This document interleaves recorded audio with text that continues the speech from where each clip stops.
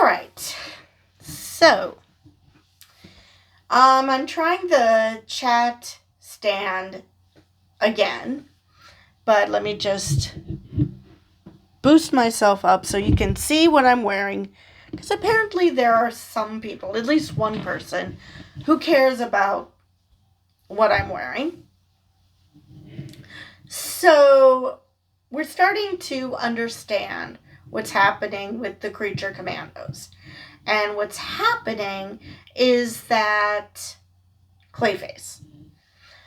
So, I heard rumors that Clayface was going to appear. He's appeared.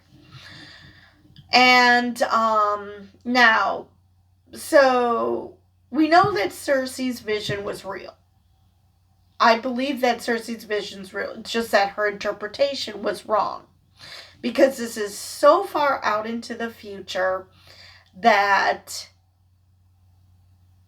she doesn't realize that it's not the princess, but actually Clayface. Now, why Clayface wants to have a war between the two countries, we don't know. Maybe he just wants to cause chaos and it just so happens he picked this country. But I do believe at the end of the show that Clayface will be thwarted. It's possible that because this is so far into the future that maybe something happens later on that he's able to stop them because he's able to tell them it's Clayface. But because it's Clayface, he can still later on impersonate the princess. Now, why this particular country? I don't know. We know that the U.S. only cares about their oil, or at least Amanda Waller only cares about the oil, but I'm pretty sure it's the government too.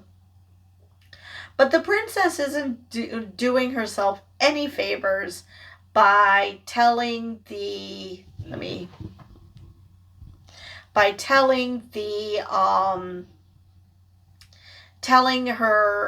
her army to go after, to kill the commandos, because that's just going to make them think that they were right all along. I know it's messed up logic because you're trying to kill her, so of course she's going to want to protect herself. But, yeah, killing them probably is going to give them incentive to think that Amanda Waller was right. So, I predict that Rick Flag is going to save the day. He's going to save his precious princess. Now, she's going to love Rick for saving her. I don't think that the bride is going to have the same reaction to Frank or Eric or whatever name he's going by right now. Simply because he doesn't understand how anything works. That's why I call him an incel.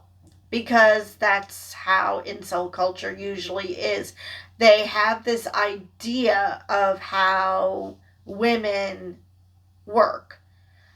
How they react to certain overtures. Because they, watch too many movies or whatever is the case. They're under the impression that this is going to win a woman over. Even though for centuries he's been chasing her like a stalker, lovesick puppy stalker, but still a stalker. And he thinks his one act is going to make the bride forget everything. Forget the fact he killed his creator simply because he was jealous. And his reasoning is that somehow Victor wedged himself between him and the bride rather than the bride actually, making decisions for herself. And that's where the toxicity comes in, this idea that women exist for men and that they are incapable of making their own decisions, that men have to dictate to them what to think and feel. So, and even on Rick's deathbed, he wants to know if the bride actually said anything nice about him. He is that obsessed with the bride that no one else matters. Now we see a flashback to when he was first set on fire by the bride after he killed Victor and was found by this blind gypsy. And she wants to, she comes to care for him, probably like a son. I'm not sure, but she does come to care for him. I mean, she's lived alone in this shack. So, of course, she enjoyed having the company. So, Eric's solution to her crying that she's going to be alone is to kill her. It's not, why don't you come with me so we can be together and, once I find the bride, we can have a nice little family. No, he just kills her because those are the two emotions he knows. Kill or obsessively love. There is no in between. I mean, even with his creator, with Victor von Frankenstein, he was very demanding. He wanted a bride, he wanted to fall in love, blah, blah, blah. But he was only using him to get what he wanted. And when things went south, he killed him. When things went south, he killed the mercenaries who were helping him find the bride. Because he was convinced that they were laughing at him. Because he couldn't grow hair. Okay. So, because let's face it, Frank is the one, as Rick calls him, Frank, is the one who defeated Clayface by electrocuting him. Because electricity doesn't bother him. That's how he was created. Now, obviously, Clayface is just down for the count. He's not dead. But after that, he wants to know what about the bride.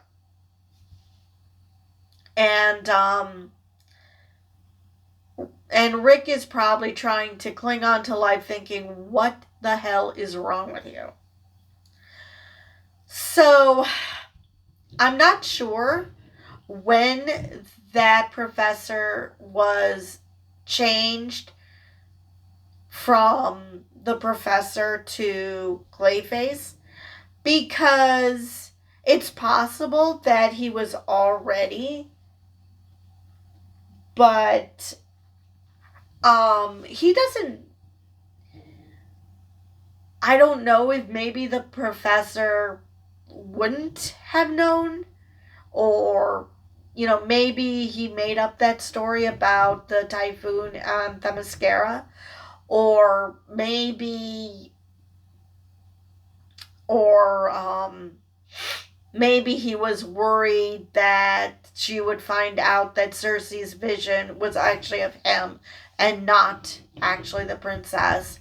If Cersei showed her. I honestly don't know what was the reasoning behind him killing that professor. Like I said, it could have been before she went to vouch for Cersei, which makes you think, okay, that story was made up about the typhoon. But I find that hard to believe. I think that's a bit too convoluted and too too complicated. I think that sometime after that interaction, he changed. He killed the professor. Why, we still don't know. What is Clayface's motivation? Does he just want to cause chaos, or does he have another reasoning for for this country and the U.S. to be fighting one another? Um, all I can say is that I do think that, a la the Suicide Squad, they will come to realize that there's more to this. Whether he finally gets to Amanda Waller, whether he gets to Cersei and Cersei manages to put a stop to it, or whether he manages to get to the Commandos and say, oh, by the way, this is what happened. It's Clayface who's pretending to be the princess, who's the danger, and not the princess herself. It's possible that, just like Suicide Squad, the princess ends up dying. And which would, of course, give this country a lot of reasons to hate the U.S. And that Clayface would get his war even without having to pretend to be the princess. Now, I still suspect her of nefarious things. Not because, I think she truly does care about Rick. And that even if she was doing something nefarious, she probably did develop feelings for him. My issue is that I do think it's Clayface, but it's entirely possible. Let me get my light back on. It's entirely possible that she could be behind something shady, because the way she talked to and about her mother, the Queen, just still doesn't sit right with me. There is something going on with the Queen. So, I'm still not completely absolving her. I still think that the vision Cersei saw was Clayface pretending to be the princess, but there's still something going on with her because of the Queen. I still thought that whole interaction was really, really weird. Like I said, like a picture of Dorian Gray type situation where she's sucking the life force out of her mother. So yeah, still not completely convinced that she is a good guy, but I don't think she's responsible for destroying the world. I think that was Clayface.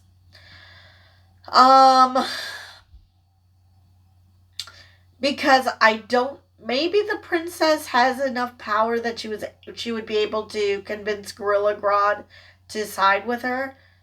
I think she would have more of an opportunity than Clayface. Because, like I said, there is something shady going on between her and her mother. So, if Frank were, an iota of smart, he would make sure Rick survived, which I think he will, because unless Peacemaker 2 and the Superman movie are prequels to this season of Creature Commandos, I don't think that Rick Flag is dead, because he's supposed to appear in those projects. Which, by the way, Creature Commandos has been renewed for a second season. So, I don't think Rick is dead. Again, unless there is something that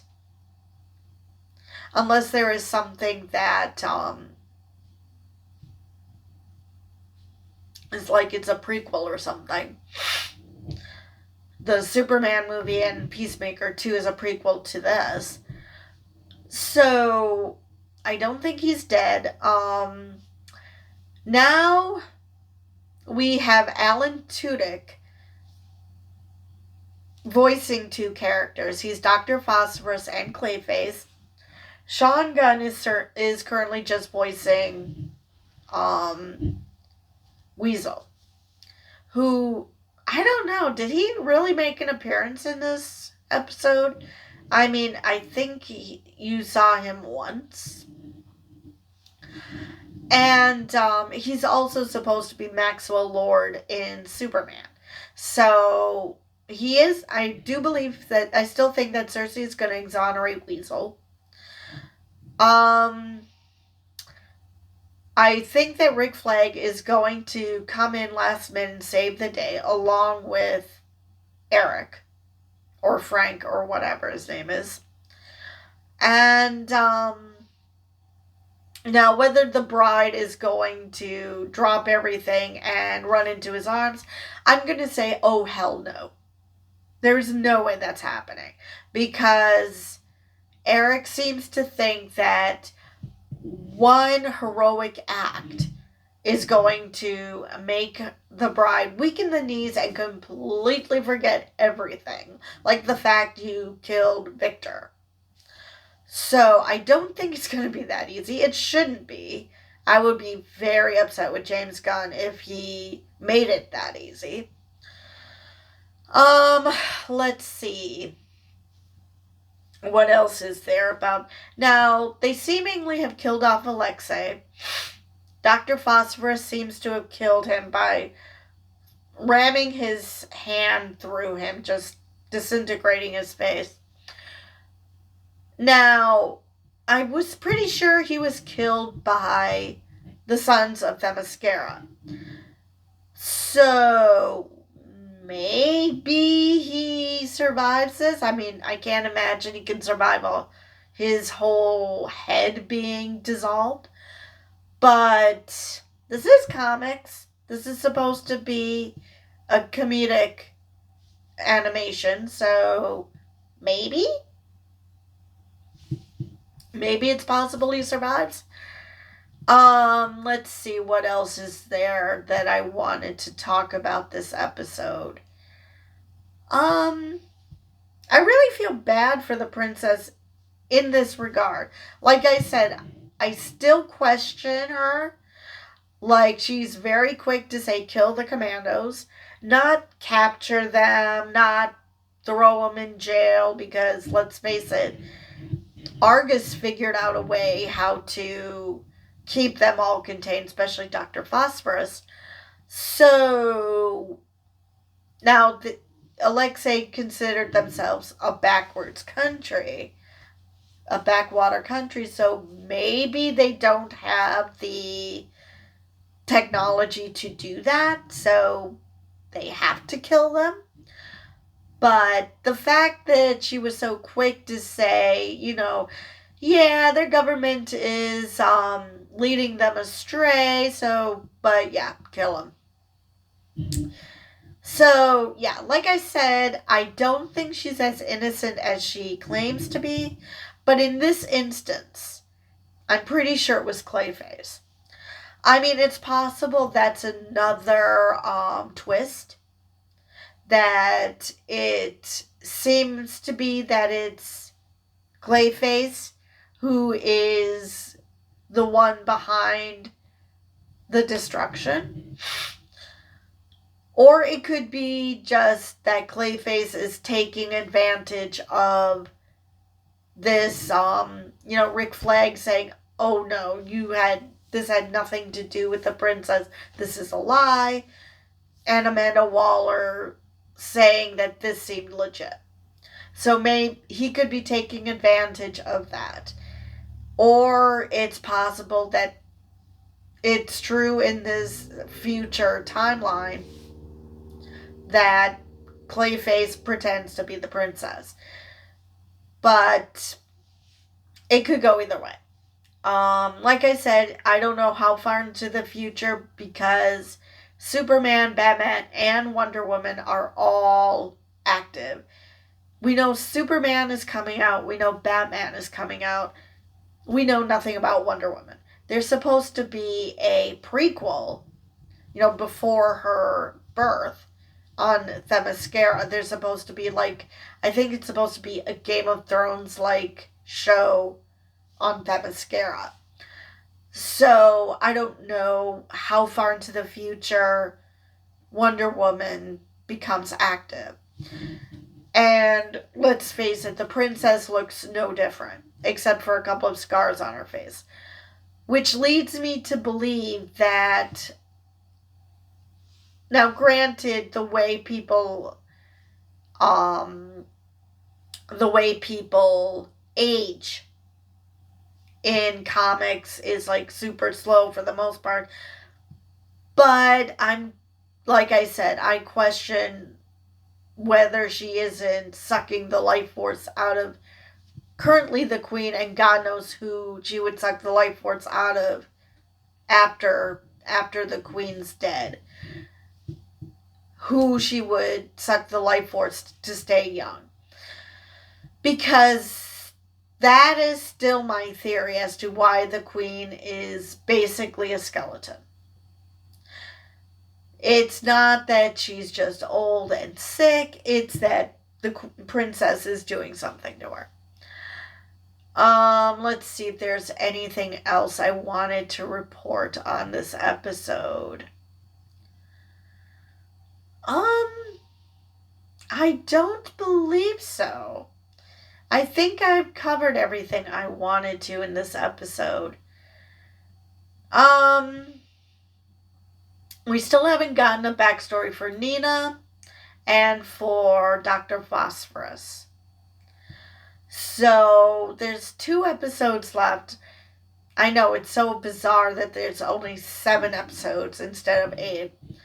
My understanding is that they were supposed to have 8, and for some reason they removed the last episode. But it would be nice to see how Nina, especially, ended up in Argus, because Dr. Phosphorus seems like he's totally cool with killing people. The bride too, but we've seen her backstory, and there's nothing in her backstory that screams her killing people. Not like, say, Eric, who has no qualms about killing people when he's done with them. So it's interesting that the bride is in Argus custody, but not the monster. So yeah, how the hell did Nina end up? I mean, was she also framed like Weasel? Well, I shouldn't say framed, because framed implies intent. But yeah, there was a mistake as to what happened, who killed those kids.